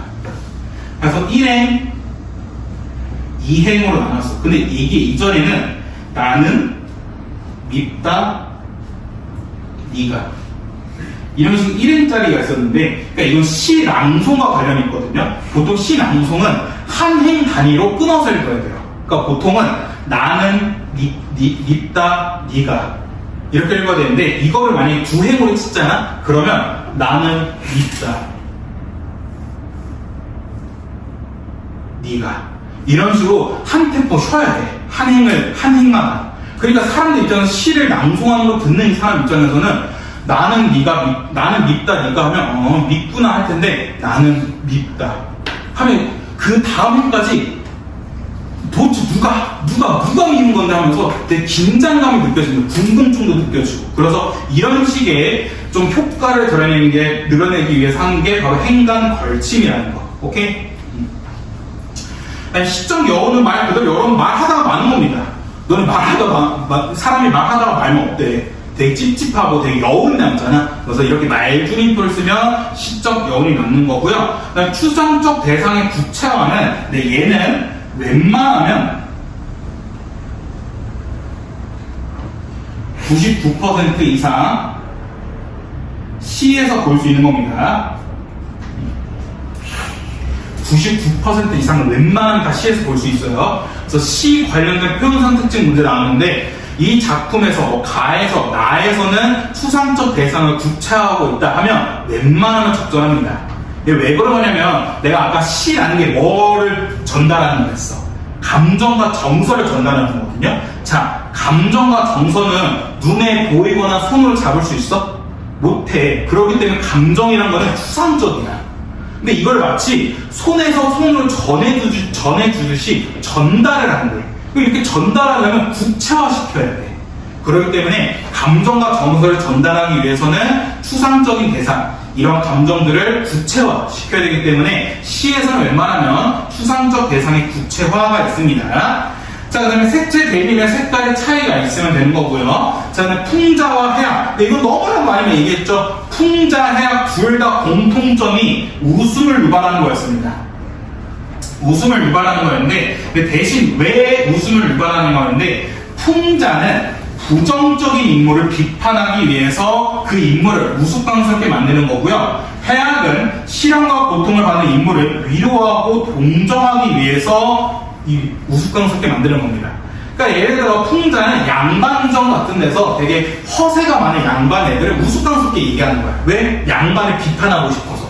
근데 심청전에서 신봉사가 있습니다. 신봉사 눈에 안 보여. 이 신봉사 눈에 안 보이는 사람이 길을 걷다가 비 오고 나서 그냥 땅바닥에 조그맣게 생긴 물 웅덩이가 있었단 말이야. 근데 우리 같았으면 그냥 이거 비 와서 물 웅덩이 있네 하고 피해가거나 아니 뭐 그냥 쑥 하고 그냥 갔을 텐데 신봉사는 눈이 안 보니까 거기에 빠진 거야. 근데 빠졌는데 신봉사는 이게 물 웅덩이인지 모르고 자기가 호수에 빠진 줄 알아. 우물에 빠진 줄 알아서 허적거리면서 아이고 살려주세요 살려주세요 이런단 말이야. 그 모습이 되게 우스꽝스럽거든요. 그럼 우리는 그런 물에 빠져서 허우적거리는 신봉사 보면서 에이 꼴 좋다 라고 얘기하기보다는 아이고 신봉사 웃자냐, 아이고 신봉사 불쌍해서 어떡해 라는 식으로 신봉사를 위로하고 동정하게 돼. 이런 식으로 어떤 인물을 위로하고 동정하기 위해서 쓰는 게 바로 해학입니다. 오케이? 여기까지가 시 파트입니다. 괜찮아? 그래서 여러분들이 아까 말씀드렸던 것처럼 시는 간단해요. 그냥 감정과 정서를 어떻게 전달하고 있느냐만 판단하시면 돼요. 감정과 정서가 어떻고 그런 감정과 정서 관련된 태도, 어조, 분위기, 이미지 이런 것들을 여러분들 판단하시는 게 문제에 나오는 거고 더불어서 그런 감정과 정서를 어떻게 표현하느냐 표현 방식과 관련된 문제가 나오는 거다 보니까 여러분들이 아까 수업 하기 전에 말씀드렸던 것처럼 내 수업 한 번만 듣는다 해서 이거 이해 못해. 절대 이해 못해. 그렇기 때문에 계속 반복적으로 보셔야 돼요. 오케이? 반복적으로 계속해서 보시는 게 이거 공부하시는데 최고로 좋습니다. 하고 이거 이렇게 얘기하면 좀 약장수 같아서 말 조심하겠지만 정말 확실하게 말할 수 있는 게 너네 이것만 달달달 공부하면 문학 지금 수능에서 17문제 나온단 말이야. 17문제에서 15문제는 확실하게 맞출 수 있어. 그러니까 물론 문학이 되게 어렵게 출제돼서 두세 문제 좀 어려워. 두세 문제 정도는 좀 문학적 센스가 있어야 그래서 풀 수가 있는데 근데 정말 이것만 달달달 알고 있으면 17문제 중에 웬만하면 15문제는 다 맞출 수가 있어. 오케이? 너네 15문제면 꽤 큰 거야. 내가 먼저 말하잖아. 15문제다가 너네 선택과 뭐 화작이나 엄매는 다 맞으면 거기다 플러스로 독서, 2문제 어휘 맞추면 너네 문학과 화법과 작문을 다 맞추는 거야. 왜냐면 문학에서 틀리면 2문제를 어휘 2문제를 커버치니까. 그 다음에 내가 또 얘기한 게 뭐였어? 그냥 그 독서 남은 지문 시간 남으면 독서 한 문제 독서를 풀어도 되지만 그럴 바에는 너네들이 보고 나 2번이 되게 없네? 그럼 2번으로 쭉 찍으면 독서 지문 웬만하면 2~3점 더 맞춰. 그럼 너네 이러면 최소 3등급이야. 최소 3등급에다가 독서가 진짜 운이 좋아서 뭐 3문제에서 4문제를 받았어. 그럼 진짜 2등급까지 기대할 수 있는 게 지금 현 수능이야. 그러니까 니네 이거 꽤 괜찮은 조건인 거야 지금. 오케이? 그러니까 너네 그래서 니네 입장에서 왜 이렇게 독서를 안 해요? 이럴 수 있는데 너네 지금 현실적인 목표로 가기 위해서는 문학부터 달달달 해야 돼. 문학부터. 그 다음에 뭐 각자 또 모의고사 상담할 때 말씀드리겠지만 현재 지금 화법과 작문에서 계속 틀리는 분들은 화작 무조건 담으셔야 됩니다. 오케이? 그 다음에 또 하나 얘기하는 게 엄매 중에서 언어가 너무 어려워. 30번부터 39번을 계속 많이 틀리거나 어려운 친구들은 지금부터 그냥 화작을 가는 걸 생각해봐야 돼요. 또. 오케이? 이런 식으로 좀 생각해보세요. 자, 그럼 빠르게 11페이지 소설로 갑시다.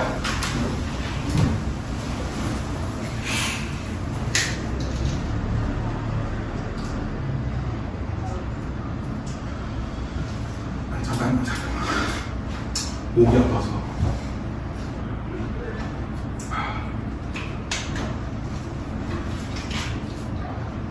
자, 갑시다. 자, 소설입니다. 소설. 자, 여러분들 소설, 아까 말씀드린 시라는 거는 시인이 자신의 생각과 감정 등을 얘기하는 거였는데, 자, 소설도 똑같습니다. 작가가 자신이 말하고자 하는 말을 전달하는 겁니다. 근데 이 전달하는 방법은 어떻게 하냐? 바로 그 밑에 형광펜 소설의 3요소를 통해서 전달하는 게 소설입니다. 오케이? 그래서 소설은 딱 이 소설의 3요소만 시험 문제 나와요. 다른 거 안 나와. 소설은 다른 문제 하나도 안 나와. 소설은 무조건 이 소설의 3요소와 관련된 문제만 나와. 첫 번째, 주제. 이 작가가 뭘 말하고 싶어 하는지, 그 다음에 인물, 사건, 배경, 그 다음에 서술상 특징, 이 5개밖에 안 나옵니다. 그러니까 너네 오히려 시보다 훨씬 쉬운 게 소설이야. 특히나 내가 언제나 너네 강조했던 거 있잖아. 그 소설은 또 시대별 특징이 있어. 시대별 특징이 있는 게 대표적인 뭐였냐면, 너네 20년대, 30년대, 1920년대, 30년대 때 어떤 문학이었어? 일제강점기였단 말이야. 그렇기 때문에 뭐 일제를 저항하는 얘기 혹은 계모하는 이야기 아니면 농촌과 관련된 이야기 많았고, 50년대 때는 한국전쟁이 있었기 때문에 한국전쟁과 관련된 얘기만 나와. 그 다음에 60년대 70년대 때는 독재였기 때문에 독재정권 비판, 민주화, 그와 관련된 내용만 나오는 게 소설이에요. 그렇기 때문에 오히려 소설은 그 흐름만 알고 있고 이 특징들만 몇 가지 알고 있으면 너무 쉬워. 소설은. 그러니까 너네가 소설이 어려운 이유가 뭐냐면 길어서 그래. 그러니까 너네가 이거는 너네 스스로 한번 반성을 해야 돼. 너네 특히나 요즘 유튜브나 이런 거 아니면 커뮤니티 같은 데 보면 길 긁면 맨 마지막 뭐라 돼 있어. 세 줄 요약해달라 하잖아. 그런 거 읽지 마. 세 줄 요약 읽지 마. 하다못해 나무 위키라도 읽어봐. 나무 위키라도 이렇게 천천히 글을 읽어보나, 아니면 영화도 보면 요즘 그런 거 많잖아. 1시간 반짜리, 2시간 영화짜리 기니까 10분에서 20분짜리 요약한 거 있잖아. 그것만 보는데 그런 거 보지 마. 그런 거 보지 말고 그냥 한번 쫙 보는 게 이게 너네들 문화 분야, 소설을 키울 수 있는 방법이다. 그러니까 너네가 소설이 어려운 건 소설이 길어서 그래, 정말. 소설이 길어서 읽다가 지치네. 이런 말이 나와서 보면 소설이 어려운 거지. 소설 문제.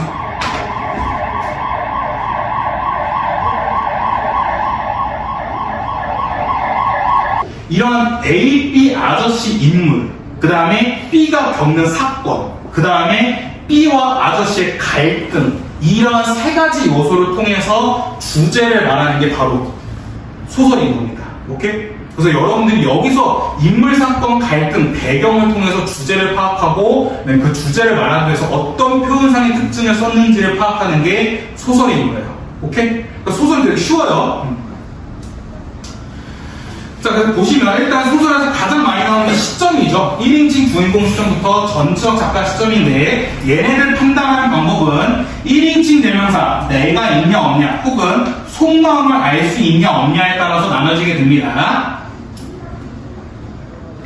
자, 1인칭 주인공 시점은 당연히 1인칭 내가 등장하고요. 작품 소개 서술자고, 서술자와 독자의 거리가 가깝습니다. 왜 가깝냐면 우리는 서술자 나의 속마음을 다 알잖아. 속마음을 다 알기 때문에 심리적 거리가 가까운 겁니다. 우리 앞에서 시적 계산할 때 말씀드렸잖아요. 심리적 거리가 가깝다는 거는 속마음을 다 안다는 건데, 지금 여기서는 우리가 1인칭 나, 서술자 나의 속마음을 다 알고 있기 때문에 거리가 가까운 겁니다. 오케이? 대신에 주인공이 보고 느낀 것만 말하기 때문에 주관적 느낌이 강하고요. 다른 사람들의 속마음을 알 수 없다는 점. 네, 1인칭 관찰자 시점은 똑같이 1인칭이 등장하고 작품 속에 서술자지만 거리가 멉니다. 왜 거리가 뭐냐면 서술자 속마음을 몰라. 왜냐면 서술자는 자기 속마음을 얘기하는 게 아니라 그냥 관찰한 내용만 말해줘.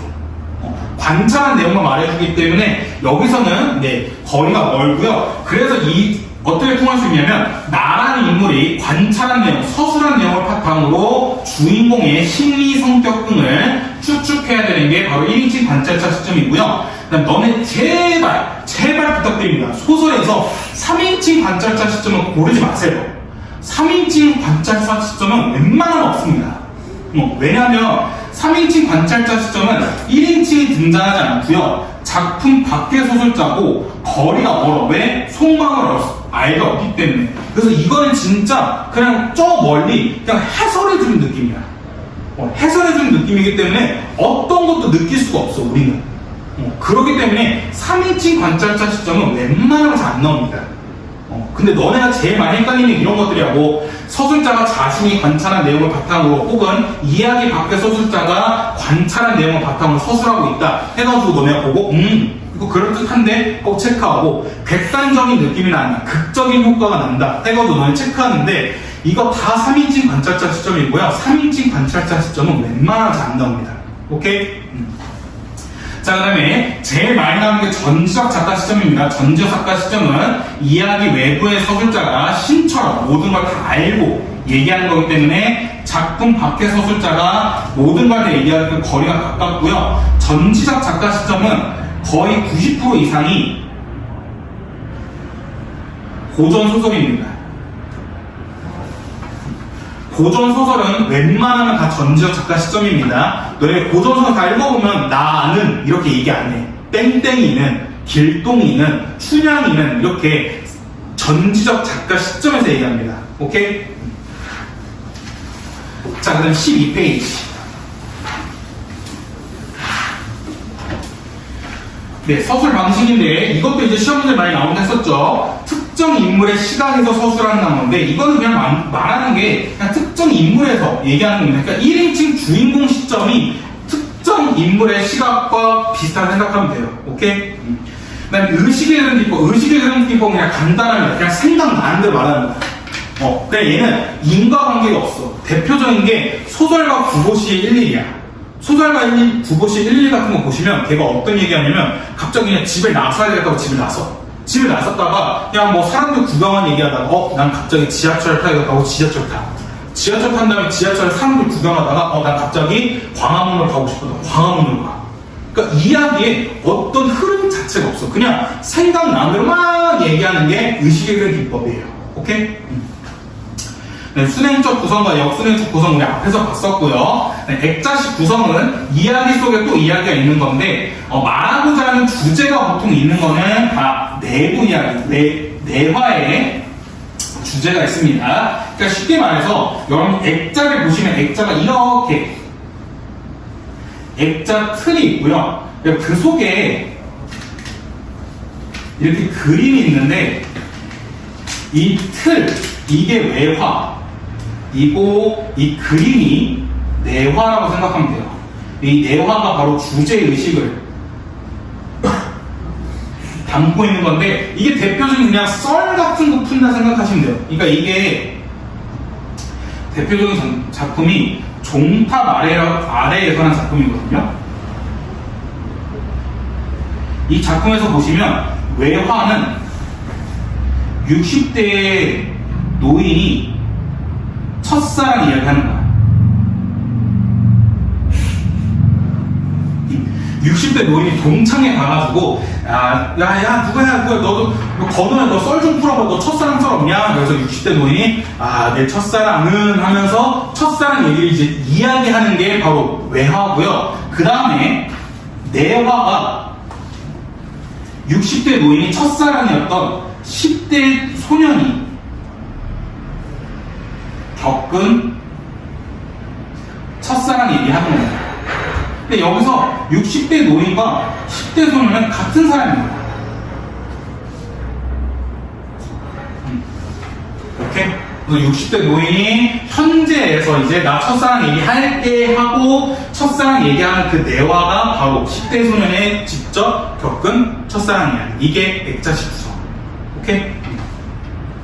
자, 그다음 환몽 구성은 꿈속으로 왔다 갔다 하는 건데 얘도 액자식 구성인데 그래서 이 꿈이 내화 역할로 이 꿈이 주제의식을 담고 있습니다. 오케이? 현실, 꿈, 현실 왔다 갔다 하는 건데 여기서 이 환몽구조도 액자식 구성으로 볼 수 있기 때문에 꿈이 바로 내화, 주제를 담고 있다는 거. 자, 그럼 13페이지. 소설의 갈등과 인물의 유형 나오는데 여러분들 이 갈등에 대해서 많이 헷갈리는 갈등 간단합니다. 외적 갈등은 인물과 사람과 사람이 싸우느냐 혹은 사람이 사회, 시대, 운명과 싸우느냐 이게 외적 갈등이고요. 내적 갈등은 이 세 가지밖에 없습니다. 그래서 이 내적 갈등을 알고 계세요. 딜레마, 트라우마, 자해, 분열. 오케이? 이 내적 갈등은 소설에서만 등장하는 게 아니라 시에서도 등장하는 거 꼭 알고 계시고요. 자, 근데 인물의 유형은 한번 쭉 읽어보시면 됩니다. 평면적 인물은 성격 변화가 없다. 입체적 인물은 성격 변화가 있다. 전형적 인물, 대성적 인물 한번 쭉 읽어보시면 될 것 같습니다. 얘는. 오케이? 그렇게 크게 어려운 게 없고. 인물 제시 방법은 내신 때 종종 말씀드렸는데 직접 제시 그냥 말 그대로 서술자가 직접 말해주는 거예요. 그 인물에 대해서. 그러니까 예를 들어 승훈이는 나쁜 놈이다. 이렇게 그냥 바로 말해주는 게 직접 제시고 간접 제시는 직접 말해주는 게 아니라 그 인물의 행동과 어조, 말 등을 통해서 간접적으로 보여주는 건데 그러니까 예를 들면 거예요. 승훈이는 지나간 할머니를 때렸다. 그 이거는 너네 승훈이 성격이 어떻다고 추측할 수 있어? 승훈이는 나쁘구나 라고 추측할 수 있는 거죠. 그래서 이런 식으로 인물의 행동, 인물의 말 등을 통해서 인물의 성격을 추측하는 게 간접 제시입니다. 오케이? 그래서 직접 제시 같은 경우에는요 사건 정리 속도가 빠릅니다. 왜냐면 그냥 승훈이는 나쁘다 이런 식으로 다이렉트로 말해주고 넘어가기 때문에 사건 정리 속도가 빠르지만 간접 제시는 그 모든 걸 다 보여줘야 돼. 그래서 사건 정리 속도가 느려요. 오케이?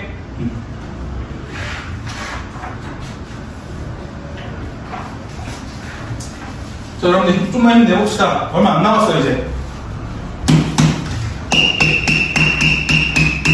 힘냅시다. 자, 그다음에 14페이지에 있는 참고할 수 있는 현대소설과 배경과 주제 이거 다 알고 계세요. 이거 정말 중요합니다. 이거. 자, 그다음 15페이지 이제 고전 문학입니다. 네. 고전 문학은 여러분 많이 해서 아실 거예요. 고전 문학 그렇게 크게 어렵지가 않을 텐데 한번 쭉 보시면 일단 15페이지에 고전 문학을 읽는 방법부터 말씀드리면요. 일단 고전 문학은 이어적기를 했습니다. 이어적기는 그냥 발음 나는 대로, 소리 나는 대로 적었기 때문에 그저 체크하시면 되고요. 그 다음에 현대어에서 사용하지 않는 음문들이 몇 가지 있는데 그 중에 대표적인 게 바로 아래 아 이런 점 같은 거예요. 근데 점은 그냥 아나 으로 바꿔보시면 돼요. 그러면 다 말이 됩니다. 그 다음에 반침 등장하면 이응으로 바꾸고요. 순경은 비음이 나오면 오나 우로 바꿔서 읽어보시면 되고 그 다음에 득트와 관련된 단어들이 많아요. 득트는 그냥 즉측 부계음화를 해봐서 바꿔보시면 됩니다. 오케이? 네, 어두장구 같은 경우에는 벤소리를 생각해가지고 바꿔보시면 웬만하면 다 읽을 수 있을 겁니다. 자, 고전문학이 더 훨씬 쉬운 이유가 뭐냐면 시대별 특징이 확실해요. 그러니까 옛날 조선시대, 고려시대, 삼국시대 이전 이렇게 네 시대별로 문학의 특징을 확보하는데 첫 번째 삼국시대 때는요 이제 개인적이고 서정적인 특징을 보여줍니다. 그러니까 이 전까지는 집단적이고 종합적인 서사적인 특징을 보여줬는데 그 이유가 뭐냐면 옛날에는 사람들이 사냥하기 바빴어. 그러니까 사냥에 바빠서 그러니까 먹고 사는 게 힘들었어. 먹고 사는 게 힘들었기 때문에 사랑과 이별 그렇게 중요하지 않아. 왜냐면 내가 당장 얘를 사랑하더라도 내가 당장 내일 죽을 수도 있어. 그렇기 때문에 당장 내 눈앞에 보이는 먹고 사는 문제가 더 시급했거든요. 그렇기 때문에 얘네들이 하는 문학들은 대부분 뭐였냐면 내일 사냥 잘하게 해주세요. 아니면 내일 살아남게 해주세요. 이런 것들 좀 주술적인 느낌이 강했습니다.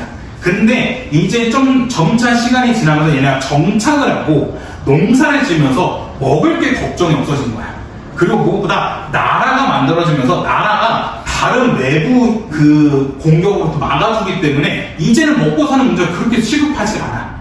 그렇기 때문에 먹고 사는 문제가 어느 정도 해결이 됐기 때문에 이제는 그 옆에 있는 사람이 이뻐 보이고 잘생겨 보이는 사람과 이별을 겪죠. 그래서 그로 인해서 점차 개인적이고 서정적인 문학을 많이 쓰고요. 당연히 한자로 쓰여진 한문학과 한시가 많았을 거고, 그 다음에 신라시대 때는 향가라는 작품들이 많았고, 삼국시대이기 때문에 건국신화, 설화, 전설 이런 것들이 많았습니다. 자, 근데 고려시대 가게 되면서 지배층들 사이에서는 한자로 쓰여진 한문학과 한시가 많아졌고, 피지배층 사이에서는 고려 가요가 많아지게 되었고요. 그 다음에 고려시대 말부터 시조와 가사가 많아지기 시작했습니다. 오케이? 그 다음에 조선시대 들어와서는 시조와 가사가 정말 전성기였어. 시조와 가사가 엄청나게 많아지게 됐고요. 그 다음에 이제는 한문학과 한시를 번역했습니다. 왜? 조선시대 때 훈민정음이 만들어졌기 때문에. 그래서 그런 것들 번역한 언해 이런 것들이 많아졌고요. 민요, 고전소설, 판소리, 민속 등 여러 문학들이 많이 생겼고, 그 다음 16페이지. 네, 얘는 여기 위에 형광펜 고전시가의 대표 주제와 특징이라 해놓고 얘는 그냥 무조건 알아주세요. 본인이 고전문학이 많이 어렵다, 본인이 그 고전문학에서 오답이 생긴다 할 경우에는 그냥 이 5가지를 달달달 암기하고 계세요. 이게 제일 중요합니다. 일단 고전시가 대표적인 주제는 자연친화, 그 다음에 사랑과 이별, 충, 그 다음에 효, 탐감업의 비판, 삶에 대한 애환 이런 것들이 등장하고요. 그 다음에 형광펜, 고전시가에서 자주 볼 수 있는 태도 및 표현 방식, 이게 무조건 암기하세요. 고전시가에서 일단 예찬적 태도 볼 수 있고요. 왜냐면 자연에서 너무 좋기 때문에 자연을 예찬하는 노래 당연히 있을 거고, 의지적 태도, 비판적 태도, 자연 친화적 태도, 안빈낙도, 회고적 태도. 회고적 태도 있는 이유가 뭐냐면 얘네가 거의 나이 먹고 은퇴하고 나서 자연 속에 있는 거거든요. 그렇기 때문에 자기의 삶 한번 쫙 돌아봐야 돼. 돌아보는 얘기가 있기 때문에 회고적 태도가 있는 거고, 영탕법, 의인법, 배유법, 서리법, 객관적 상관물, 대꾸법, 웬만한 표현 방식이 얘밖에 없습니다. 그러니까 여러분들이 고전 문학은 표현 방식이 다양할 수가 없어요. 왜냐면 그때 당시 그냥 글 쓰는 게 중요했단 말이야. 다양한 표현 방식이 중요했던 게 아니라 얘가 무슨 내용을 담고 있냐가 중요했기 때문에 표현 방식은 그렇게 많지 않았습니다. 오케이? 그럴 때 얘네 무조건 알고 있어야 돼. 고전 문학 나오고 가에서는 배유법을 사용하고 있다, 혹은 대꾸적 표현을 쓰고 있다 하면 웬만하면 다 맞는 겁니다. 오케이? 17페이지. 삼국시대 이전에 고대 가요와 삼국시대의 향가가 나오는데, 고대 가요는 말 그대로 배경설화랑 같이 전달되는 노래인데, 이 5가지 다 알고 계세요. 여러분 이제 고등학교 2학년, 고등학교 3학년 이러면 얘는 다 알고 있어야 됩니다. 네. 제가 극대노하고 공부도 하고 나왔죠. 여러분 이 5가지는 무조건 알고 있어야 돼. 공무도화가, 구지가, 황조가, 전읍사, 해가, 얘네들은 그냥 기본이야. 그러니까 이 기본을 떠나서 그냥 진짜 1 더하기 1 수준이야. 그러니까 여러분 이거 모르면 안 돼요. 향가라는 것도 4구체, 8구체, 10구체 향가 방식으로 이 9라는 건 줄였죠. 그 중에 10구체 향가가 가장 완성된, 정제된 형식이었고요. 10구체 향가의 경우 낙구, 9번째 줄, 10번째 줄에 감탄사가 있었고, 그다음 무엇보다 대부분의 작가가 승려였기 때문에 불교 내용이 많았다는 점. 그 중에 대표적인 예시 6가지도 다 알고 있어야 됩니다. 오케이?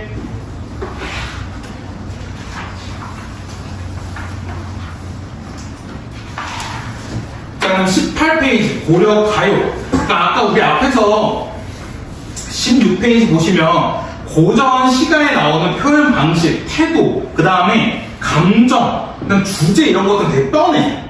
그러니까 달라지는 게 없어. 그렇기 때문에 고전 문학은 너무 쉽거든요. 그래서 고전 문학이랑 같이 엮어서 나오는 게 그 갈래별 특징이야. 그러니까 너네 지금 현대시랑 갈래에서는 어떤 특징이 따로 없어. 근데 옛날에 고려 가요, 시조, 가사 이런 식의 갈래별 특징은 확실했습니다. 오케이? 그렇기 때문에 고전 문학에서 같이 더불어서 문제 나온 게 뭐냐면 바로 이런 갈래별 특징이에요. 그렇기 때문에 이런 것도 꼭 알고 있어야 돼요. 고려 가요는 고려시대 전체의 시가를 얘기하는데, 고려 가요는 3분 후라고 알고 계시면 됩니다.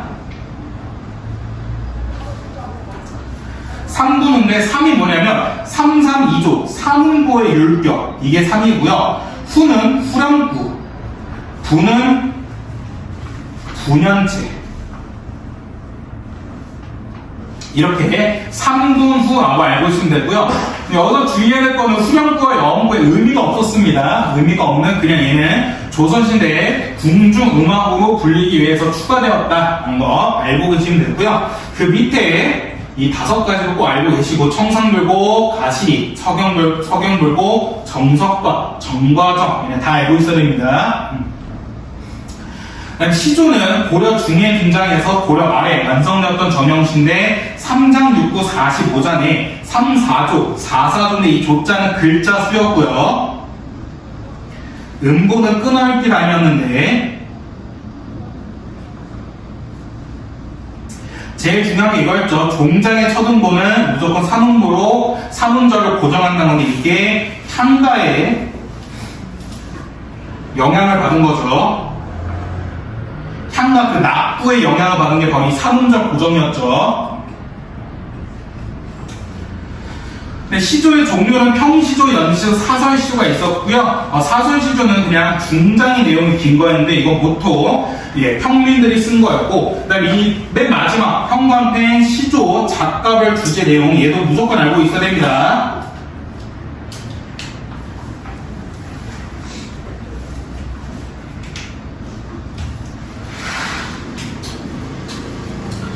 자, 그 다음에 19페이지. 가사는 고려 말에서 조선 초에 등장한 또 문학인데 얘는 깁니다. 그러니까 운문과 산문의 중간 형태인데 운문의 대표적인 예시가 시고요. 산문의 대표적인 예시가 소설인데 그러니까 얘는 내용이 되게 길어요. 내용이 엄청나게 소설처럼 긴데 근데 또 웃긴 게 거기에 운율이 있어. 운을 끊을 때 단위가 있는 겁니다. 그래서 마치 모래처럼 엄청 길게 말하는 거. 그래서 얘는 행수 제한이 없었기 때문에 그냥 자기가 하고 싶은 말 다 해주셨습니다. 오케이? 그래서 또 종류는 유배가사, 기행가사, 내방가사, 은혜가사 이렇게 4가지 있었던 거고 기억해 두셔야 되고요. 그 다음에 대표적인 상충고, 면양정가, 관동멸고 이런 예시들도 반드시 알고 계세요. 얘는 아까 말씀드렸던 것처럼 여기에 써있는 예시는 정말 1더하기1 수준의 정말 엄청난 기본입니다. 기본. 이것도 모르면서 고전문화 어렵다 하면 진짜 말 비겁한 거예요. 오케이?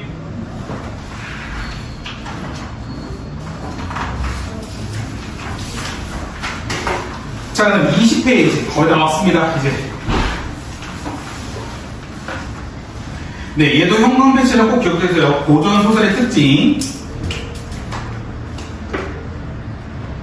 자, 일단 고전 소설은 평면적 구성과 행복한 결말입니다. 평면적 구성은 순행적 구성이에요. 순행적 구성. 그러니까 시간 순서예요. 그러니까 내가 엄청나게 강조했던 게 고전 소설은 역순행적 구성이 많이 안 돼요. 시간 순서대로 가는 겁니다. 오케이? 그 다음에 무조건 결말 행복합니다. 그 다음에 또 인물 같은 경우는 평면적 인물, 전형적 인물인데 성격 변화가 웬만하면 없어요. 그러니까 앞에서 착한 놈이면 끝까지 착한 놈이야. 성격 변화가 웬만하면 없고요. 사건 역시 우연적, 비현실적, 전기적 사건을 지니고 있고 그다음에 이런 게 많았죠. 서술자 개입, 편집자는 논평. 이거 내가 왜 있었냐 말씀드렸냐면 옛날에 고전 소설 같은 경우, 그러니까 고전 문학 같은 경우에는 글로 써서 책에서 책으로 그냥 읽는 게 아니었단 말이야. 옛날에는 판소리라 해가지고 판소리꾼이 와서 이야기를 전달해줬어. 그러니까 이야기를 되게 썰처럼 만나게 풀어주는 게 보통 고전 문학이었거든요. 근데 예를 들어 막 춘향전 얘기를 해. 춘향전 얘기를 하는데 변사또가 춘향에게 수청을 들라고 강요를 했다 했는데 이 이야기에 대해서 관객들이 아유 변사또 개새끼, 아유 변사또 나쁜 놈 이런 식으로 사람들이 좀 흥분했어. 그럼 그때 판소리꾼도 같이 좀 이 공감대, 호응을 호하고 올리고자 그래 변사또 아주 개새끼란 말이야 하면서 자신의 생각을 추가해버려. 썰 풀 때. 근데 이걸 또 웃긴 게 다른 사람이 또 다른 사람한테 썰 풀 때 그 내용을 그대로 얘기하는 거야. 변사또 아주 개새끼란 말이야, 변사또 아주 나쁜 놈이란 말이야. 이게 계속 전달이 되면서 결국 소설에까지 남겨져 있는 거야. 오케이? 그런 식으로 이야기를 썰풀 때 자신의 생각과 느낌, 판단 등이 들어간 게 바로 서술자 개입, 편집자는 논평입니다. 오케이? 자, 그 다음에 21페이지 고전소설 종류. 네, 뻔합니다. 네, 대부분 권성징악 행복한 결말이고요. 고전소설 속 장애물, 방해 요소는 전쟁, 죽음, 집안의 반대. 그래서 제가 언제나 말씀드린 게 고전소설에 집중해낸 거는 사람 이름이라 했었죠. 오케이? 애정소설, 영웅소설, 가정소설, 풍자소설, 우화소설, 뭐 어려운 거 없고요. 판소리 소설, 전체소설 전혀 어려운 거 없었습니다. 오케이? 여기까지가 끝이야. 후.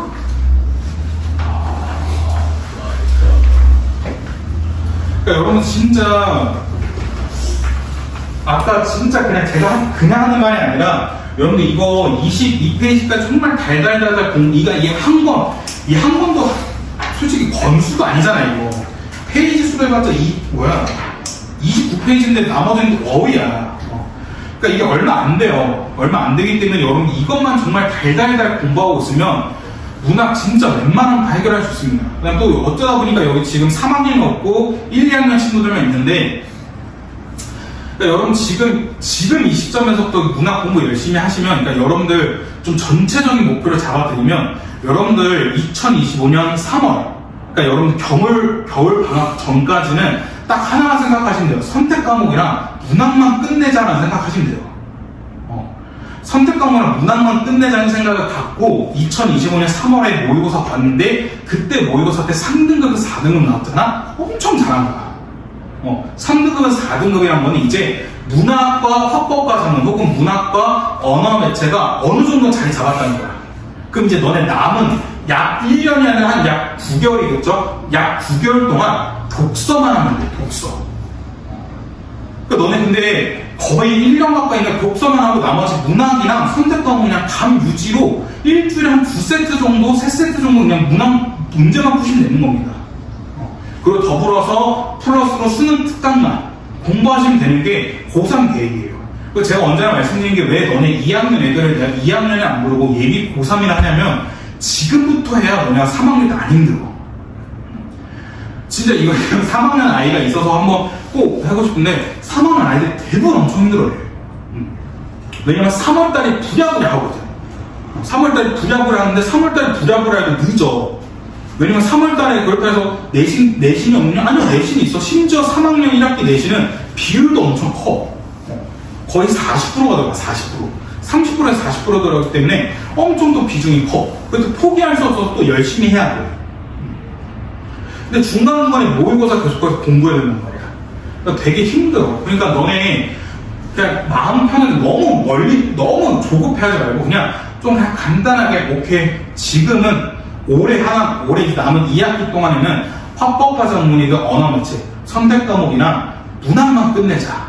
근데 문학 끝내는 거 정말 이거면 돼, 이거.